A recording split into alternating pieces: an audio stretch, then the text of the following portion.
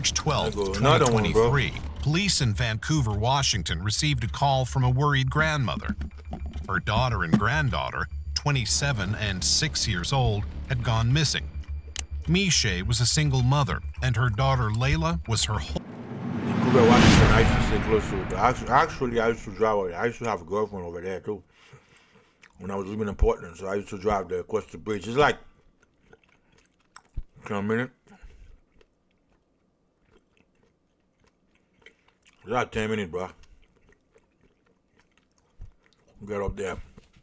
I used to have a girl over there. Whole world. There was no obvious reason for them to abscond without telling their family members. Something darker was at play. It's been since last Sunday since anybody heard, seen, or talked to my daughter and granddaughter. I'm missing a whole part of me. It's my sister and that's my niece. We don't know where they're at. One of the last people to see Misha Melendez alive was this man, Kirkland Warren. He was Misha's ex-boyfriend, and they'd had a tumultuous relationship. But Kirkland said they were working things out, or they had been, when Misha and her daughter disappeared. A young mother and a vulnerable child. It was imperative that the police find these two missing persons as soon as possible.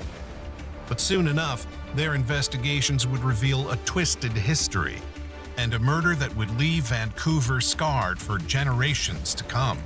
I don't come here with all questions. I do have some answers. What do you think my answers are? Let's uncover those answers here on The Decoder, where we'll dive into exclusive interview and body cam footage to tell the terrible story of what happened to Misha Melendez. Vancouver, Washington is one of the state's most populous cities. On the border with Oregon and close to the West Coast, it has a violent crime rate of 6.32 per 1,000 residents. This is higher than the state average, and made it even more concerning when Misha Melendez and her daughter went missing in March 2023. 27-year-old Misha was last seen with her daughter Layla by a friend in a burgundy Dodge Charger on the morning of March 12th. The driver of this car was Kirkland Warren, her ex-boyfriend. It seemed likely that he had been the last person to see Misha alive. March 22nd, 2023. What seemed like an ordinary day in a prison in Vancouver. But for this detective, waiting at the chess table to conduct an interview, it was the most important day in this case. He'd been tasked with finding missing Misha and Layla. He could only hope he'd ask all the right questions. I guess first of all, how are you holding up? As I can. As you can, okay. Because we're here in a jail, I'm gonna read your Miranda rights. So, I'm a missing persons detective, okay? I also do a few other things like cell phones and computers. I'm a bit of a geek, but part of me being a geek is I also have to do missing persons. So in my missing persons investigation, Joanne told me at some point in the night of March 12th, she saw you with, is it Misha or Misha? Misha. Kirkland said that he, Misha, and Layla had stayed the night together in a friend's apartment. Did she say she was going somewhere? Can you tell me anything about that? No, there was no talk about going anywhere. We had went out. Well, initially we came over to Joe's house because she was a mutual friend. Okay. We just came over there, like, this is really my girlfriend, so. So you guys went over to Joe's because she's a mutual friend, right? We were literally just going to talk and be together. Like, we slept together that night. We'll act like he's writing He something, said they were but meeting to actually he's reconcile recording after some everything. drama in their relationship. According to him, everything went well that night, and they left Joe's house in the morning as planned. Joe says that she saw, at some point in the night, you and Misha left, you guys came back, and then you and left the apartment with Misha, who apparently was out in your car. What kind of car do you drive? Charger. The Dodge Charger, right? Yeah. And then where'd you guys go after that? It wasn't nighttime then, it was the morning time. We didn't go anywhere. We went, Misha had parked the car down the street. We went down the street and took her to the car, and, Oh, okay. and that was it. Kirkland told the investigator that Miche had left her car further down the street and that he drove her and her daughter over to it. He let them out and they drove away. This, according to him, was the last time he ever saw the pair alive. Miche and Layla were reported missing on March 18th, 6 days later. Miche was an independent woman with her own life, but she wouldn't do something reckless like disappear without telling her family. She took good care of her daughter, who often appeared in her TikTok videos, doing dances with her mom. Layla, though only 6, was doing well in school and had a promising life ahead of her. Angel, bro. Miche once said, "I don't know how I got blessed with such an amazing daughter. She was beloved by her mom and her mom's entire family, including Miche's mother, Layla's grandmother. When her mom didn't hear from her all week, she called the police. The Vancouver Police Department conducted a welfare check on Miche's apartment and found no sign of Miche and Layla. But the next day, Miche's mom, desperately searching for her daughter and granddaughter, discovered Miche's car. It was abandoned in the Van Mall neighborhood, the same neighborhood where she and Layla had stayed with Kirkland on the night of the 11th. Kirkland said he'd tried to contact her that same day. And then I tried contacting her later on that day because she had left her purse. And then So, I'm sorry, she left her purse? she left her purse. Okay, so she left her purse in your car? Yeah. Okay. But literally after that, Joe, even then, I had tried to, I didn't call her on a regular phone. I called her Google Duo, just because she said it was the safest. Called her Google Duo, she wasn't picking up. And this is because she's missing, right? Like you were trying to get a hold of her and you couldn't. I mean, it wasn't a big concern at first because Okay. I literally just thought she was just ignoring me for a little bit or Okay. something. Kirkland and Miche had an on-again, off-again relationship. It didn't seem unusual that she wouldn't contact him for a while. He said he went to a bagel shop after dropping her off and then to another friend's house, Nettie's. Her absence didn't concern him until she was reported missing nearly a week later. So where do you think they're at? I don't know. You don't know? Okay.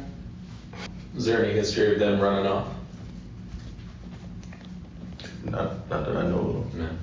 Okay, so when you went over to Nettie's, what did you and Nettie do? We just hung out, ate a bagel, and just watched TV. Did you buy her a bagel too? Yeah. Is she like a girlfriend? No. No, she's just a friend. Miche is my girlfriend. Miche is my girlfriend. But me and my wife are in the process of being separated. So Kirkland- the whole time, bro was married. He was married in the process to divorce his wife, but he got a girlfriend. I don't know, bro. Like, what are you guys thinking? Like, they're not gonna find out what y'all did? Like, come on, bro. You just threw your whole life away, bro. And grew up in Pine Bluff, Arkansas. He was the son of a municipal judge who resigned in 2009 following allegations of misconduct, including second-degree forgery, abuse of office, and attempted theft of property. In the last few years, Kirkland had moved to Vancouver, Washington, where he married a woman named Monet Tyler Warren. She and Kirkland had 2 daughters. Aged 26 in the spring of 2023, she worked at a bank in Portland. But she'd recently been accused of stealing money from customer accounts and transferring it to others. The theft amounted to nearly I was doing that to me $25,000. too. This wasn't a random, unconnected incident. On November 21st, 2022, Monet's credentials were used to alter account information at the credit union in order to steal, and $20,000 was transferred into an account under Miche Melendez's name. Miche was also seen on surveillance footage opening an account at the credit union that same month and exiting Monet's car.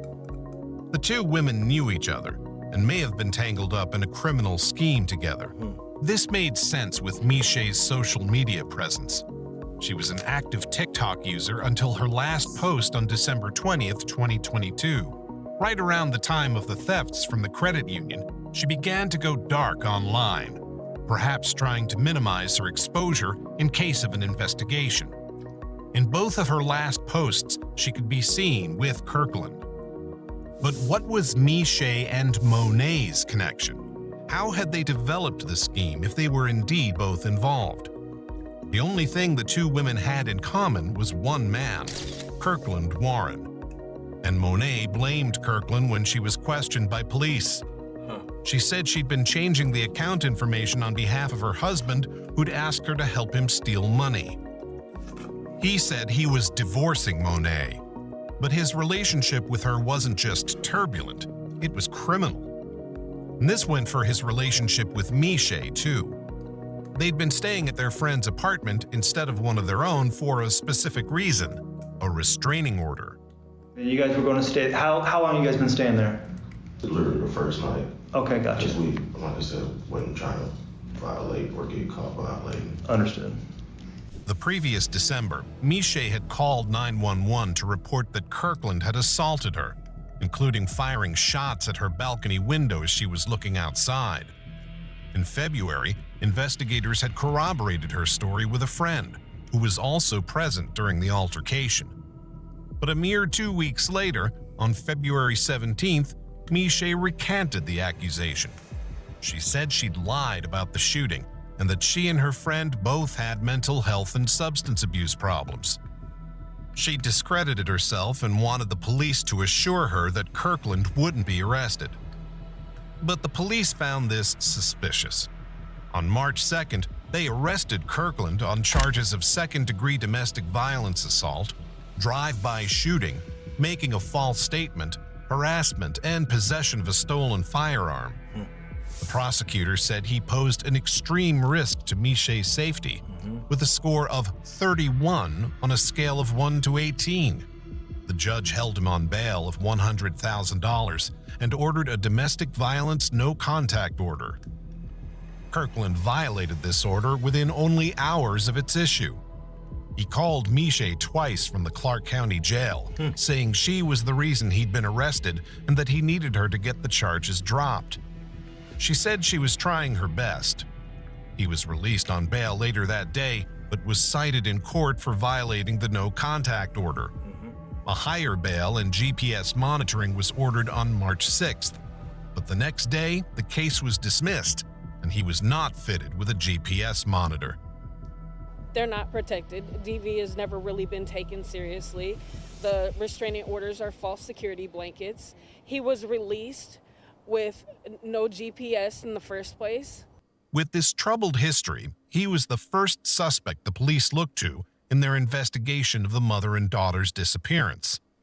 They served a search warrant for his house and car, and on March 19th, they took him into custody based on the violation of the order.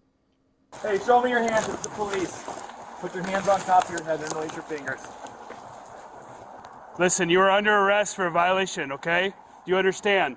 If you do not obey commands, force may be used against you. Do you understand? This gave the police the opportunity to interview him about Miche and Layla.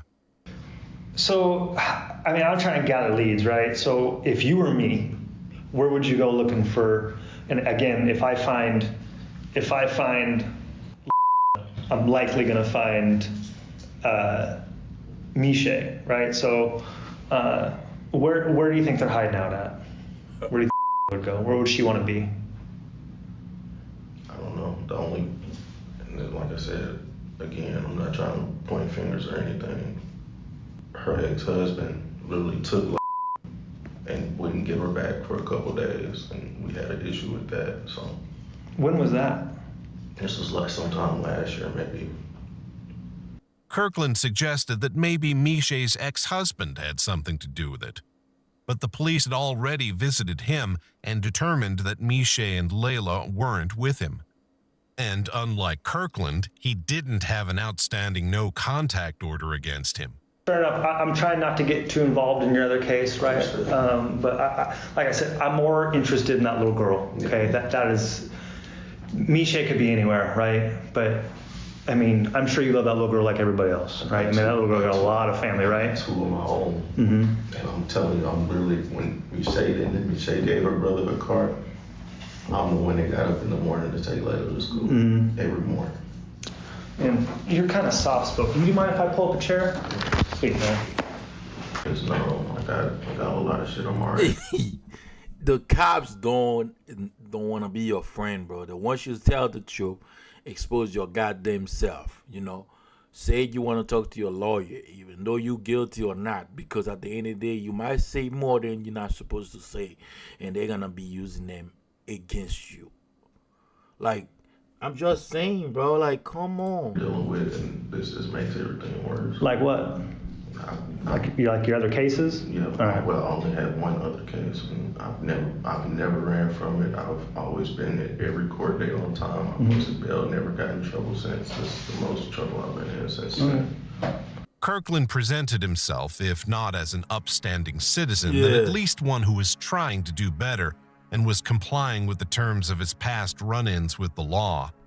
But this wasn't true, because there was something else the investigators knew about him, something that made him even more of a suspicious figure. Where did you live before you lived here? Arkansas. Kirkland hadn't left Arkansas just because he longed for the western seaboard. He'd fled another criminal case, this time a murder. What? In November 2017, a 57-year-old man called Curtis Urquhart went missing in Pine Bluff, Arkansas. Earlier that year, he'd been charged with second-degree forgery and theft of property. His body was discovered lying in a ditch by 3 men on December 11th. He'd been shot in the head, and his body had been mutilated by wildlife. He'd last been seen leaving a law office with Kirkland, then 22, on November 27th. This threw Kirkland under suspicion of his murder, and the police brought him in for an interview. Kirkland admitted he'd killed Curtis. What? With enough motivation and a little bit of money, anyone can learn how to get ahead. How long would it take? This is what I'm saying at the end of the day, bro. I'm not saying, like, at the end of the day, like, why would you kill somebody and you still out there, you still move, you still leaving, walking around? Like, this is crazy. Like, and then you move to another state and then started committing crime. Like, worse than that. You know what I'm saying? And then, man. In December, his Google history showed searches for how to get blood out of a car seat, how to beat murder, killing the only witness, and other ways to get away with murder. He'd said he and Curtis had left the notary's office together and driven around, when Curtis had started to demand money from him. Kirkland refused, but Curtis kept insisting, and he said he was scared for his life. He reached under the driver's seat and pulled out a handgun, which he used to shoot Curtis in the head. He then dumped Curtis's body in a ditch and drove away. Kirkland was charged with first-degree murder and abuse of a corpse.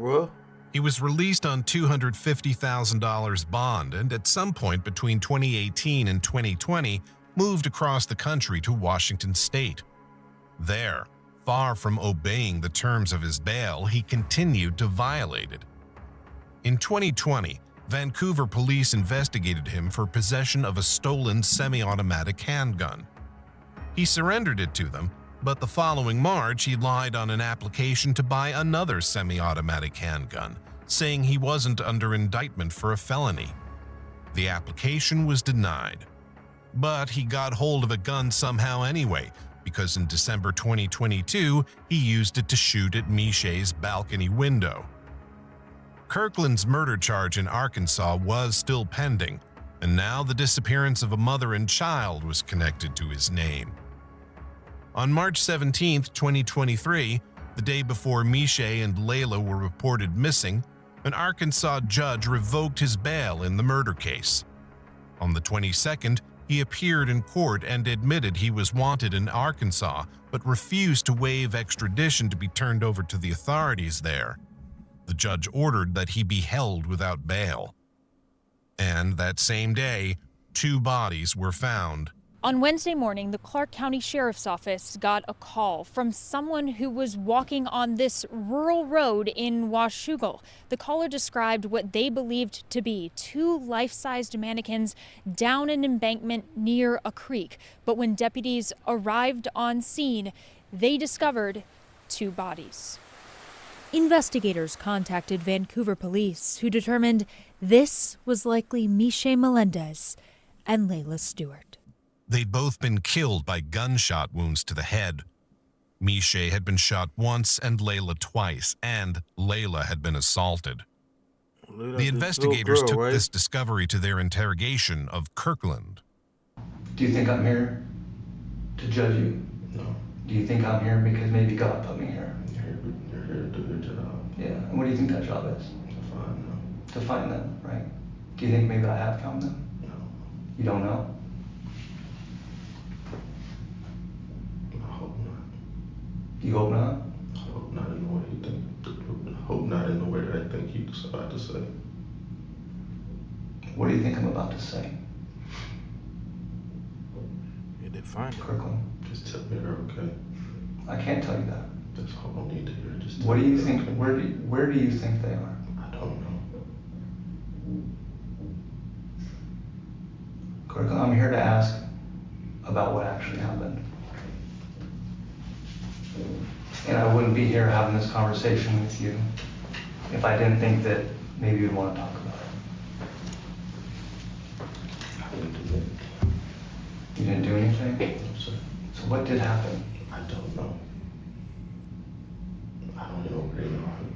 You don't know where they are? I've been calling and calling. I get it. Do you think that maybe that might be some denial? No, sir. Kirkland. I've made my mistake before. Okay. Look, bro. This guy right here, bro, is a serial killer. Is a monster, bro. He shot the little girl Layla twice and then assaulted her. I mean, he had sex with her. He raped her, not had sex. He raped her. This guy right here, bro, he's like a living monster, bro. That's why I tell people, man, the devil is not what y'all think it is, like looking like Jason and Freddy and them. No. It's somebody just like us, walking and go to work and living their life, wake up in the morning, brush their teeth and take a shower and everything. Like, for real. Like, I'm telling you, bro, this is crazy, bro. Fair enough, man. I'm not here to think about past stuff. Don't run from it. Then tell me about what happened to that baby. I don't know. You do know. I don't. Kirkland. I don't want to go down the road with all the stuff that I have on my phone. I want to hear it from a man. You're a man, right? I am. You're a man that maybe made a mistake, not a monster? Not a monster. Okay. I made my mistakes in the past. So tell me about the mistake that happened. The one in Arkansas? No, I don't. Not about that, man. Tell me about this baby. I don't know. Kirkland tried to bring the conversation back to his past charges, including the murder in Arkansas. But he'd already confessed to that. This was something new, and it displayed eerily similar hallmarks to the killing of Curtis Urquhart. They'd been shot in the head like Curtis and left in a ditch, also like Curtis. I was there. I was at the scene. I know what road you were off of. I know why there's mud on your car. I know why there's tire tracks down that little road that goes up where you turned around and went back. I know all that stuff. I don't need to know if you did it. Everyone wants to know why. And I think a man like you would at least give people the peace of mind of to at least know why. I didn't do anything. The investigator urged him to confess, but he refused. But this is your opportunity to at least tell your family why. You're done talking. I told you I didn't know anything. We can go with an attorney from there. He asked for his attorney. But even without a confession, the evidence was mounting that he'd had something to do with Miche and Layla's murders. On March 13th and 15th, he texted a friend asking if she knew of secluded local areas like woods or a place where he could bury a gun. On the 15th, he also transferred $4,200 from Miche's bank account to his own using her phone. He texted another friend on March 18th saying, "I need to get rid of this stolo," which is slang for a stolen car. It was possible he was referring to the Charger that Miche and Layla had last been seen in. On a search of this car, the police discovered shell casings, a large blue tarp, and both Miche and Layla's blood. You think he can get away with it this seemed time? certain that they'd been killed in his car. Yeah. They talked to the friend that Misha and Kirkland had been staying with on the night of the 11th. This friend, Joe, said that they'd both left the house at about 5 a.m. March 12th, saying they were going out to make some money. Kirkland came back in his car at about 8 a.m., blasting loud music with Misha in the passenger seat. She was naked from the waist down and seemed to be passed out. Joe reached into the car to turn the music down, and Kirkland shouted at her to close the car door. But she didn't suspect something was amiss. Fatefully, she handed Layla and Layla's kitten Rocky over to Kirkland, and Kirkland drove off. Kirkland often took Layla to school, and she trusted him like a father. When she got into his car that morning, she would have no idea what was coming, and no idea that her mom was already dead in the front seat. Her life had so much promise as a 6-year-old child, and it was cruelly snatched away. And Layla had a little kitten named Rocky. That night, pictures of her, she had a kitten on her shirt. She loved cats. And when Joanna Cardinal put her in the defendant's car, she had Rocky with her. And it's our hope that Rocky was the last thing that she saw at the time in which she passed this earth. The loss of Layla has left a void in my heart that can never be filled. Every day, I wake up with the pain, knowing that my little girl will never grow up. Our family has been torn apart by grief and the endless questions that haunt us every day. Why? We have got to the point where literally anybody can build a fully working app without knowing how to code. A 7-year-old and then shot her and killed her. You have judges that let him out, should never have let him out. Exactly. You have a district attorney who gave him bail. Did not say that. Why would you give somebody bail who has this kind of a history? This is what I'm saying. With all the evidence mounting, Kirkland had to change his story. He then claimed that he'd given Misha a pistol to use to protect herself in her line of work, about which he was vague. He said that on that fateful morning they'd been arguing in the car about his second cell phone, and she'd fumbled with her gun during the conversation. She'd accidentally shot her daughter twice and then herself. This was what he claimed. But why try to hide the bodies? And it would be some coincidence with the facts of the case so closely resembling the 2017 murder of Curtis Urquhart. Ultimately, Kirkland Warren had no choice but to plead guilty. He admitted to the murders of Layla and Misha, and he entered an Alford plea to a charge of assaulting Layla. This plea allowed him to maintain his innocence, but functioned as a guilty plea in sentencing. For these crimes, he was sentenced to life in prison.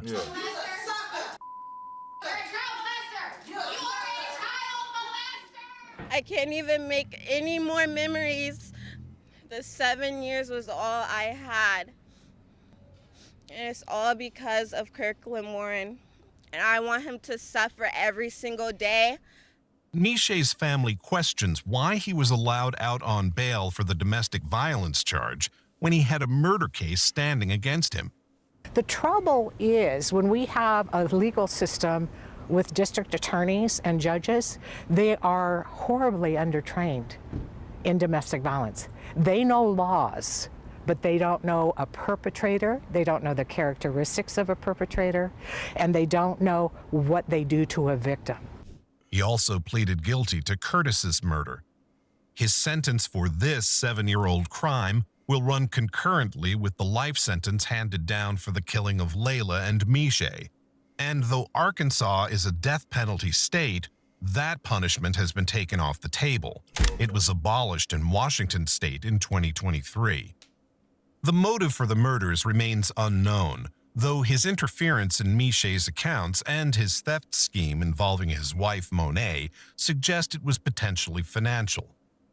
Monet pleaded guilty to 2 counts of first-degree theft and 2 counts of attempted identity theft, and was sentenced to 2 years probation. Kirkland Warren now begins his life sentence, but the Clark County community is angry, and Misha and Layla's family won't ever move on. I'm